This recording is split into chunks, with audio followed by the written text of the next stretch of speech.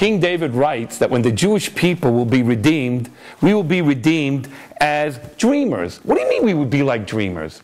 So King David is saying that there's going to be a time in our history when Jewish people are going to be living a lifestyle that is not a reality to what it means to be Jewish, but it's going to be like they're dreaming that this is Jewish. You know, it's kind of like the movie Wizard of Oz. Dorothy was living in Kansas, then all of a sudden she goes to sleep, and she's now in a foreign place. And everything there is a whole new reality. Now down deep she still wants to get home, but she doesn't know how to get home. How do I get out of here? This is my new reality. So she goes and finds 3 friends. Now these 3 friends are kind of important, you'll see why later, but she goes and finds a scarecrow, a tin man, and the cowardly lion. Using these 3, she was able to go and destroy the wicked witch. We all know that. And then eventually, near the end, she's told that you always were able to go home. Really? But she just didn't know it. So who are these 3 friends that were able to bring her, to teach her that now you know it? The reality is, my dear friends, if you look at the storyline, there is a scarecrow who needed a brain, and then the tin man, a heart, and the lion, courage.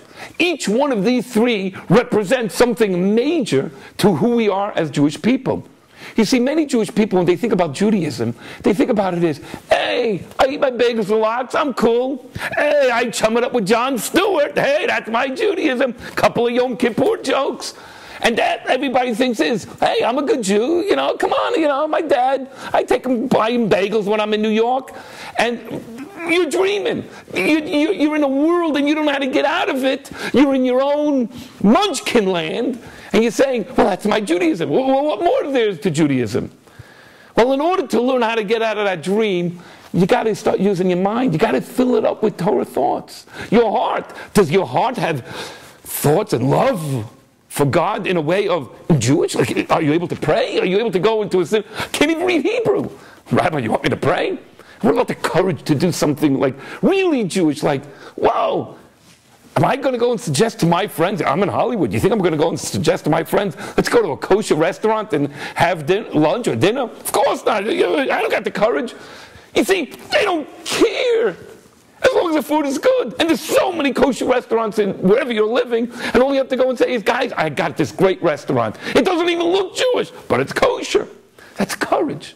We need to wake up from this reality that we created for ourselves. And once Dorothy figured out that these 3 things, I got to use my mind, my heart, and my courage, and my actions, which are the 3 pillars of Judaism: Torah study, prayer, and action. When she realized that these are the 3 fundamental things to keep the wicked witch of the West away, in other words, all the things that keep me proud to be Jewish, then she was able to go and say, there's no place like home. There's no place like home. My dear friends, so many of us are in the Hollywood industry. We're all caught up in this world, and we even go and say words like, hey, you want to schmooze with me? And we think it's all cute and Jewish, but down deep, you know I need to go home. There's something missing in me. There's a Dorothy screaming inside. I really would love to know what this part of Judaism is, but I don't know where to go to. I'm trapped in Munchkin land. I'm trapped in the forest. Well, there is a wizard. It's called your rabbi.